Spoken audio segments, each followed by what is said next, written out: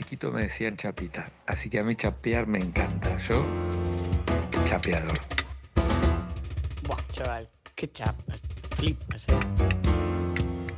Chapo, chapo, chapo, chapo, vamos. Bienvenidos a Te Chapas con Ladrón. ¿Qué tal estamos, chiques? Bien. Hola. Hoy vamos a hablar de un tema... tema de no verse los ojos, por cierto. raro. Bueno, es que como no hemos dicho nada, ¿sabes? Es un poco como que nos estáis viendo. Hay gente que nos escucha, que no nos ve. Para los que no Eso nos ven, llevamos todos gafas de sol, porque hoy vamos a hablar de un tema que requiere taparse la vista. A ver, es mejor no ver. Entonces, vamos a hablar de lo gubernamental y de lo institucional. Así que cuéntanos, Ladrón, ¿por dónde empezamos? Bueno, esto comenzó a partir de una anécdota que les conté a las chicas y se las voy a contar ahora en este momento a todos. Que fue lo siguiente. A raíz de la pandemia, una moto pasó. A raíz de la pandemia, el Ministerio de Educación de Perú me llamó como asesor externo para preguntarme acerca de la viabilidad de poder seguir enseñando la carrera de indumentaria aquí en Perú porque no veían que fuese algo viable económicamente para la gente que está estudiando eso. Estamos hablando de que la carrera continuara existiendo. Claro, de que se siga impartiendo tanto en institutos como en universidades. Estaban tratando de ver si es que se seguía impartiendo esto o en Perú ya no era viable enseñar diseño de indumentaria, diseño de moda, gestión de moda. Y a mí me pareció como me agarró de sorpresa, la verdad, porque dije, wow, o sea, el hecho de que no haya instancias viables para determinarlo no va a hacer que el Ministerio de Educación garantice esas cosas, sino que de cajón vas a sacarlo en vez de construir las garantías para que sea viable. Lo cual me pareció un poco preocupante, la verdad, porque me di cuenta que la viabilidad, o al menos esa viabilidad de la cual ellos estaban hablando, tenía que ver mucho con lo económico, o tenía que ver con el hecho de cómo es que eso podía incidir en un factor económico o dentro de un crecimiento económico para el PBI general. Y no sé, como que después me topé un poco con esta instancia, ¿no? Estuve leyendo varios papers acerca de cómo es que ciertas áreas de la cultura tienen mayor énfasis o tienen mayor importancia dentro de cómo vemos las sociedades crecer. Y pero lo que se veía... Sí, perdón. Un segundo, te voy a interrumpir para aclarar una cosa, para que lo entienda. O sea, ellos estaban planteándose si mantener esta carrera tiene sentido para el crecimiento económico del país o si tiene sentido por el coste que implica esta carrera para el país o para los alumnos. ¿No? O sea, una cosa con la otra, ¿o qué? De ambas cosas, en realidad. Okay. O sea, el hecho de que si es que realmente va a ser viable para los alumnos moverse dentro de una economía que no está promoviendo el hecho de que el diseño sea algo sostenible económicamente. Y también lo segundo, el hecho de que si realmente esto va a proponer crecimiento económico para el país, porque por ahí ni siquiera es que sucede. Porque no es que en el país se respire diseño. No es que el país Perú es conocido por sus ideas en diseño. El país Perú es conocido por su mano de obra o por sus insumos, pero no por sus ideas. O su cocina. No es algo que moneticemos. Y una pregunta, porque en realidad hay una cosa muy importante que es el patrimonio cultural, sociocultural de Perú, la parte de la artesanía y de lo que es patrimonio cultural de la humanidad, ¿no? Entonces, y mucho de ello asociado al textil. Entonces, mi pregunta es, ¿eso ellos no lo ven viable? ¿Por qué? En realidad, ¿por qué? Lo que pasa es que ven viable el hecho de poder seguir comercializándolos de la manera en que ya lo están comercializando y no ven viable el hecho de generar costes para que haya, no sé, una capacitación o para que haya un cambio en estructura en cuanto a cómo es que vamos a hacer que los profesores de moda estén actualizados o que se cambien mallas curriculares en universidades e institutos. Eso lo ven para ellos, eso para ellos es más caro que el hecho de sacar la carrera. Entiendo. Y tirar por otras áreas que son más fáciles y que dan otra y que ya les está viabilidad funcionando. económica, claro.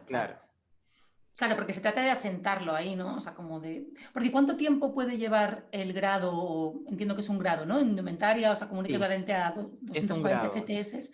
¿Esto cuánto tiempo lleva activo, Ladrón? ¿Desde cuándo?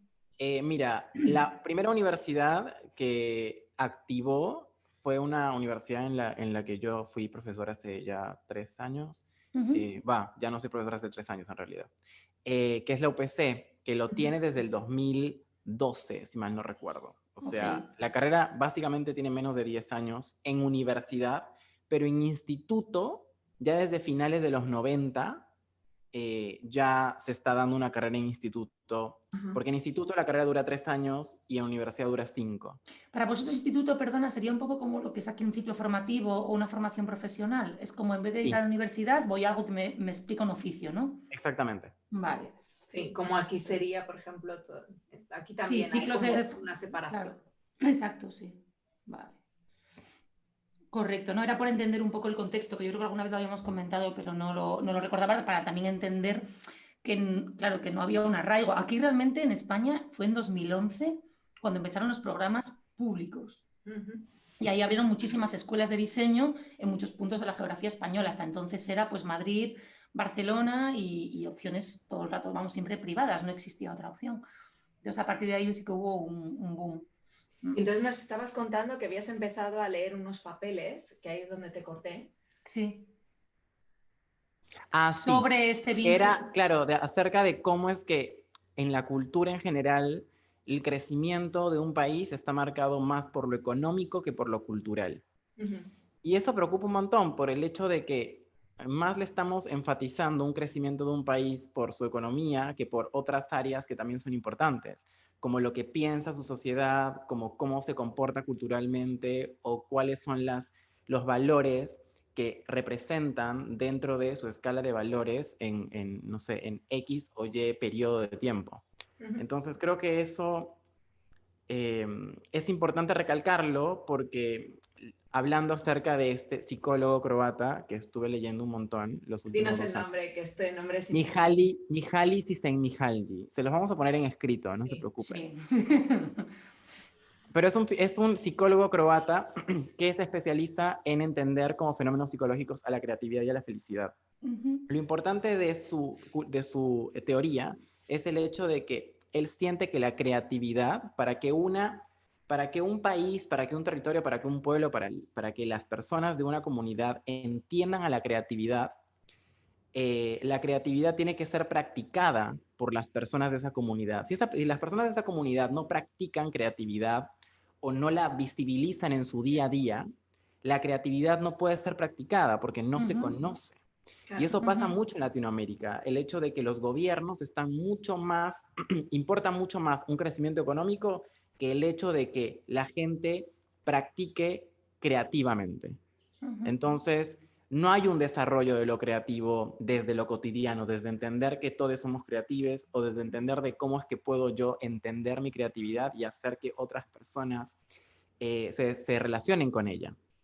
Creo que es muy importante para que se identifique la creatividad dentro de una Claro. comunidad. Y pueda permear y pueda estar en todos los, o sea, no solo una parte o la parte productiva o del diseño, de lo que, sino, ¿no? De una manera metida en nuestras vidas, claro. Exactamente, más cotidiana, más Claro. natural, más como... Claro.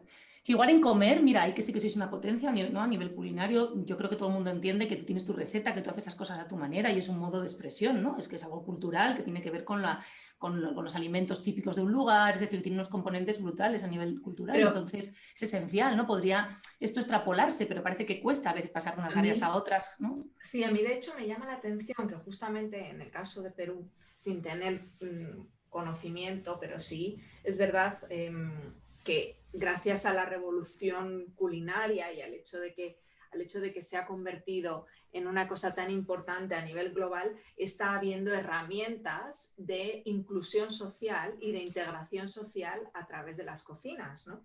Entonces, me parece interesante que justamente otro gran potencial que hay, que sería la parte del diseño, sería lo mejor, bueno, entender cómo se hace, pero que me parece muy interesante que desde lo gubernamental se eche un poco, se mire hacia otro lado cuando en realidad la parte de lo culinario está dando buenos resultados, ¿no? Sí. La parte de culinaria está dando buenos resultados y lo ha venido dando durante los últimos 10 años. Claro. Es más, Perú ya es una capital gastronómica como Absolutamente. Sí, como, la como comida peruana fuera y obligatoria. el propio Perú, o sea, el lugar y todo el mundo, Sí. sí. Pero Claro. creo que también es de lo que estábamos hablando la otra vez, el hecho de entender que puede ser que la mayor producción de diseño, no de indumentaria, ¿no? No de industria indumentaria como ropa, fabricación, producción, no estoy hablando de eso, estoy hablando de las ideas, el El diseño, diseño, la propuesta, idea creativa, conceptual, está dada a partir de niveles socioeconómicos altos, al menos en este continente. Claro. ¿Y Claro. eso ese qué era el otro gran melón posibilita? que queríamos abrir. Claro. Claro, Aquí y eso ocurre, que... pero no tanto, no tan exagerado quizá, hay más permeabilidad Ah, a otras capas. claro. Seguramente es algo que ocurre en todos los territorios, en mayor o menor medida, seguramente. Sí, Pero aquí en Latinoamérica es muy clave porque estamos hablando de... Es muy gracioso ya, pero estamos hablando acerca de valores ancestrales, estamos hablando de técnicas ancestrales, estamos hablando de un montón de instancias que tienen que ver con reconectarnos con nuestro origen. Pero ese origen, ¿sí? Ese origen, de alguna manera, o sea, como que se relegó a los niveles socioeconómicos bajos. Entonces, de alguna manera, hay una especie de instancia un poco como engañosa, en el sentido de que tienes un nivel socioeconómico alto que nunca ha vivido esa cultura y lo que que de viene del otro alguna lado. manera, claro, y que de alguna, la vida desde otro lado y de alguna manera como que se apropia de esto, que si bien es parte de su cultura porque es peruana la persona, pero nunca ha vivido esto. Y se agarra de esto para venderlo como algo lujoso, que seguramente es algo lujoso. Pero ¿entienden ahí como la conversación extraña, como Yo ese creo cruce que, de ideas? claro, Sí. quizá lo que ocurre es que esto tiene que ver también con la propia conformación esto pasa mucho en moda, no solo en Latinoamérica, esto pasa mucho en todas partes. Es decir, normalmente la creación de moda es algo que se hace desde las élites y lo que es la manufactura, lo que es el hecho de quiénes son las personas que lo hacen posible y que lo hacen real, forma parte más de la clase trabajadora, ¿no? Entonces, eso hace que parezca que son solo las élites las que pueden crear, las que pueden idear, las que pueden generar este proceso de creación del que tú hablabas, ¿no? Y eso es especialmente palpable, yo creo, en países que tienen una tradición a lo mejor latina desde el punto de vista romano, quiero decir, ¿no? No lo sé, porque a lo mejor en otras sociedades no ocurre de la misma manera, o a lo mejor sí, no lo sé. Claro, o sea, a mí me recordaba lo que tú decías, Ladrón, cuando hablamos del apropiacionismo cultural, la temporada 2, un poco es eso que decías, o sea, entiendo vamos, las dos cosas, lo que dice Patti, como de quién fabrica y quién no, y por lo tanto quién se apropia de idear, pero es que encima, con lo que dice Ladrón, es como que estoy ideando basándome en lo que venía de aquí. O sea, que encima ahora lo fabrica para yo que lo ideo, pensado sobre eso cuando no era mi raíz directa, aunque forme parte de esta comunidad. Entonces es como un poco tricky, ¿no? Al final. Y una pregunta, en el caso de esos, vamos a utilizar la palabra poderes establecidos desde el punto de vista de la moda que existen, ¿tú crees que ellos, o sea, que ese tipo de instituciones o ese tipo de organismos ayuda a generar ese trabajo y esa cultura de moda que beneficia a toda la sociedad? ¿O crees que se queda al final un poco en un corralito? Yo creo que hay personas que se quedan en un corralito y hay personas que sí lo hacen. Ya. Creo que tiene que ver mucho con el punto de vista y lo personal de cada diseñador. Pero no voy a mentir que la mayoría se queda en un corralito. O la mayoría se queda también como que seguimos perpetuando este sistema de élites, incluso en determinar qué diseñadores son los que son parte de la conversación dentro de un país y cuáles no. Cierto. Sí. Sí. Aquí, de repente la frase esa me sonó como de aquí también, o sea, como ese momento del que compartimos, ¿no? O sea, fue muy... Por eso decía que hay un cierto nivel, yo creo que hay un cierto, en ese sentido, creo que compartimos cultura. Es Sí. lo mismo que Sí. ocurre aquí a lo mismo que ocurre allí, ¿no? Creo, o a la inversa, ¿no? Creo que, no sé por qué razón, no sé si es una cuestión, creo que también es como el modo de pensar un poco, voy a decir una palabra muy fea, pero es así, un poco el modo de pensar caciquista, ¿no? De solamente es el amo el que marca una serie de tendencias y los demás tienen que seguir, ¿no? Y solamente si formas parte de... que obviamente eso no es así, o sea, todo eso se puede, estamos en una sociedad hoy en día que se puede superar, pero es lo que hablábamos en el programa anterior, ¿no? ¿Qué posibilidades tienes? Partes de ciertos privilegios, obviamente tus posibilidades serán mayores, porque tienes menos necesidad de cubrir las necesidades básicas o menos apremio. A lo mejor tienes que cubrirlas igual, pero no es tan apremiante la situación, ¿no? Y a veces parece que... Creo que esto forma parte también de otra cosa de la cultura, es que desde las propias instituciones es si tu necesidad es...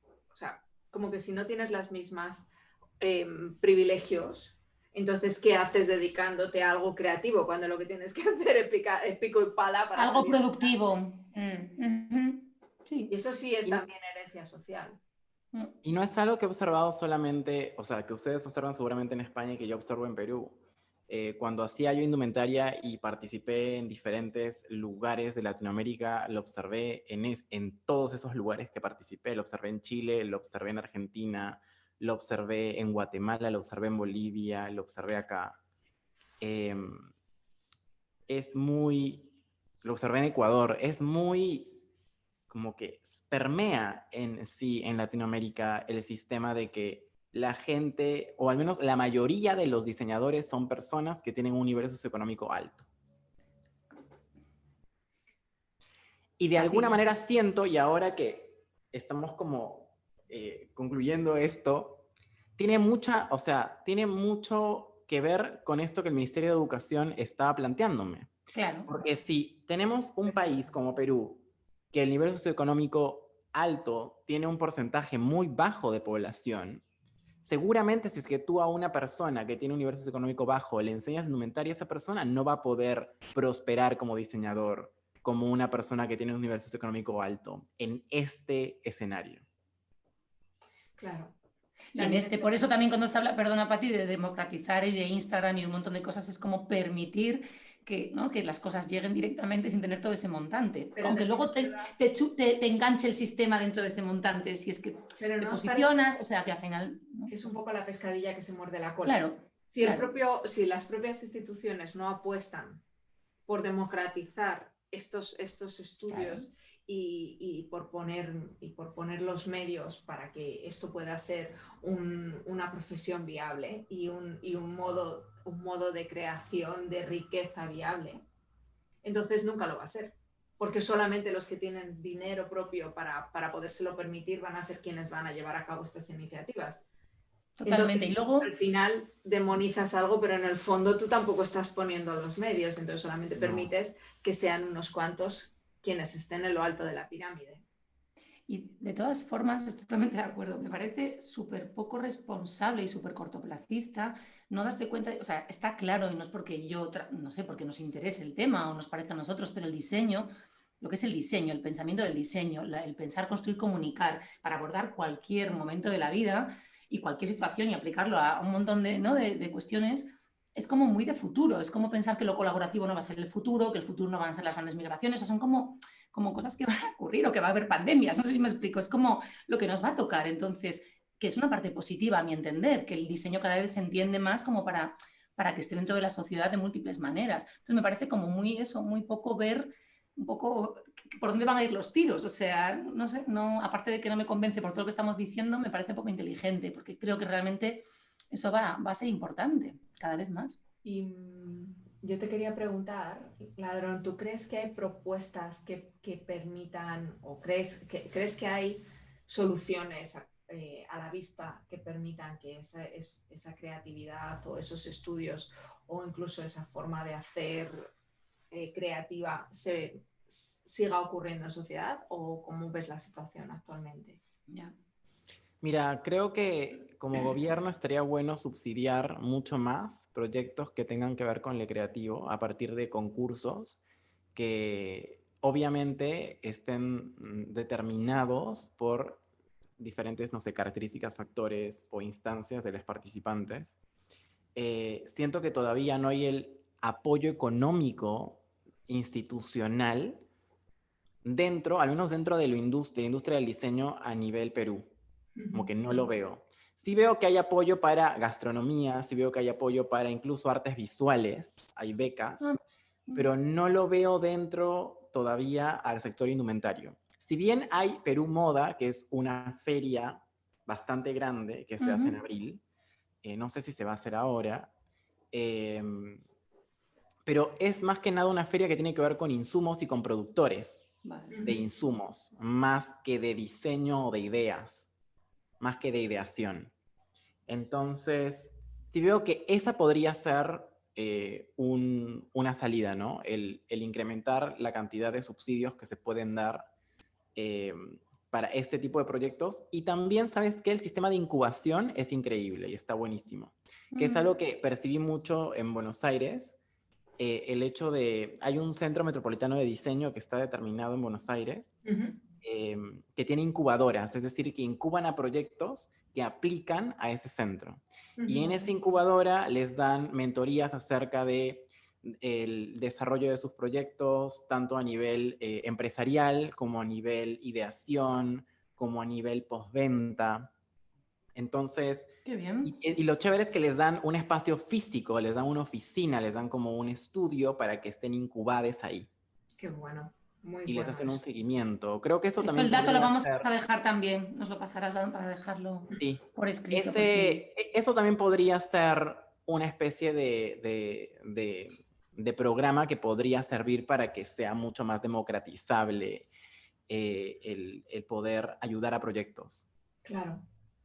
Es que esto es fundamental. Nosotros lo hablamos mucho, que realmente si no hay un trabajo por parte no hace falta que sea el gobierno desde lo más alto, pero tiene que haber un trabajo de intención, de creación de esos espacios, porque luego una cosa que tienen hablando ya de los creativos en general, ¿no?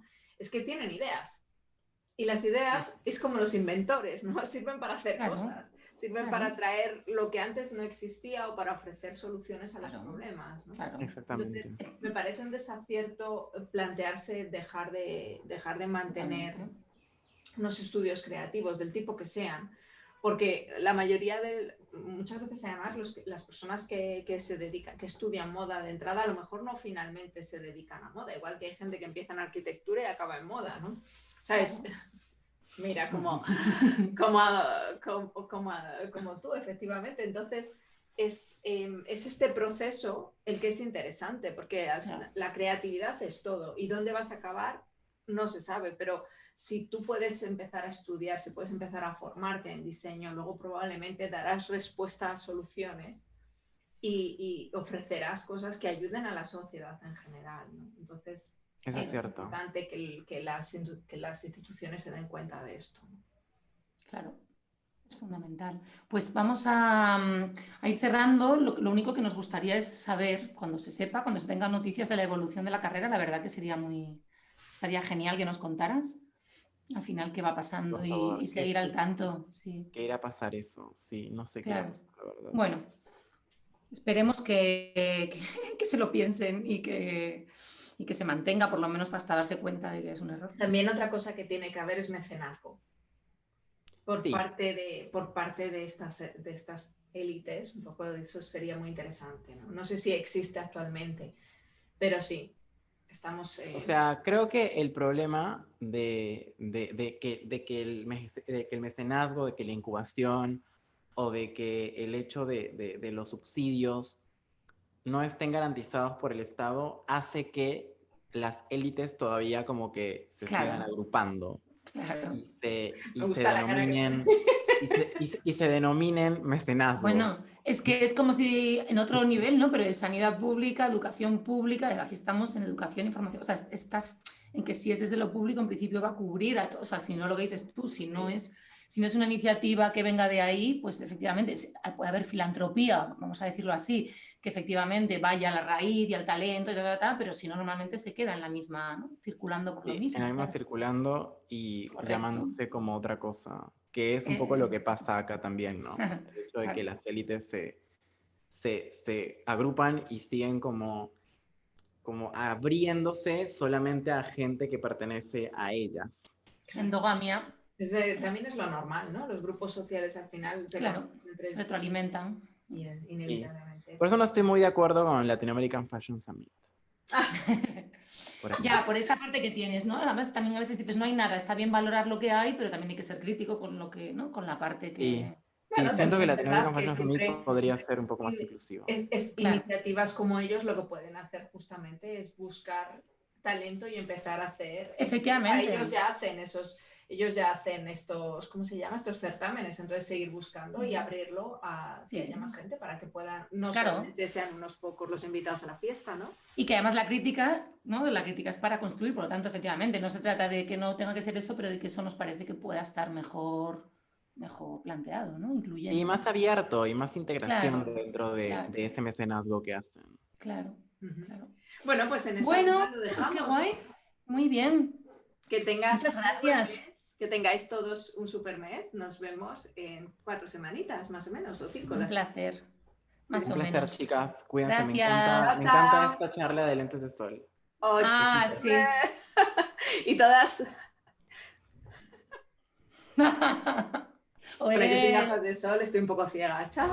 Chiquito me decían chapita, así que a mí chapear me encanta. Yo, chapeador. Buah, chaval, qué chapas. Flipas, Chapo, chapo, chapo, chapo, chapo.